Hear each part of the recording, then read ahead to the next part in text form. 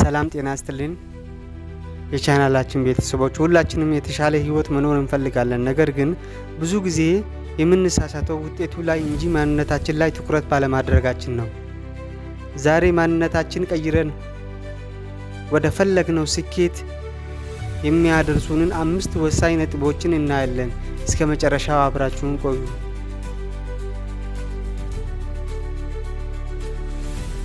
ጠንካራ ማንነት መገንቢያ 5 ቁልፍ የስኬት ቁልፍ ጠንካራ ማንነት መገንቢያ 5 መንገዶች።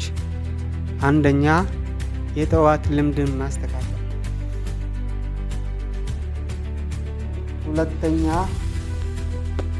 አይ ወይንም አስብበታለሁ ማለትም መልመድ። ሶስተኛ፣ ቀጣይነት ያለው ትምህርት። አራተኛ፣ ውድቀትን እንደ ትምህርት መውሰድ። አምስተኛ፣ ራስን መገምገም። እነኚህ 5 ነጥቦችን እያንዳንዱን አንድ በአንድ አንስተን እናያለን። አብራችሁን ቆዩ።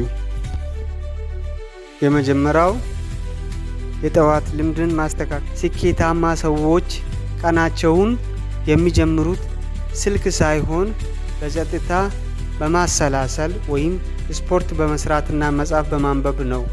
ጠዋት ላይ የምታደርጉት ነገር ቀኑን ሙሉ ለሚኖራችሁ ስሜት መሰረት ነው። አይ ወይንም አስብበታለሁ ማለትም መልመድ።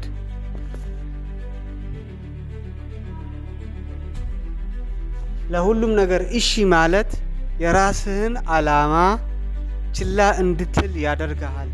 ጊዜህን ለሚሰርቁ ነገሮች፣ ዋጋ ለማይጨምሩ ወሬዎች እና አላስፈላጊ ለሆኑ ግብዣዎችን አይ ወይም አስብበታለሁ ማለትን ተለማመድ። ለጊዜ ክብር ስትሰጥ ዓለም ለአንተ ክብር ትሰጣለች።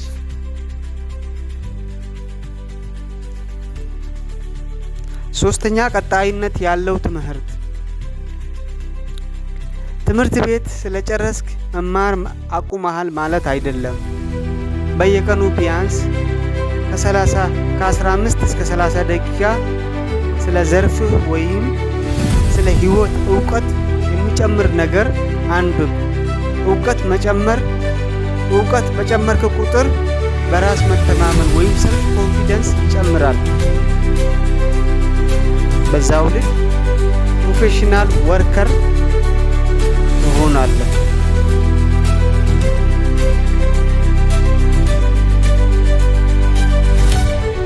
ውድቀትህን እንደ ትምህርት መውሰድ። ብዙዎቻችን መጀመር የምንፈራው እንዳንሳሳት ብለን ነው። ነገር ግን ስህተት የማይሰራ ሰው አዲስ ነገር የማይሞክር ሰው ብቻ ነው። ስህተትን እንደ ውድቀት ሳይሆን እንደ መማሪያ መንገድ ተመልክተው። አምስተኛ ራስህን መገምገም።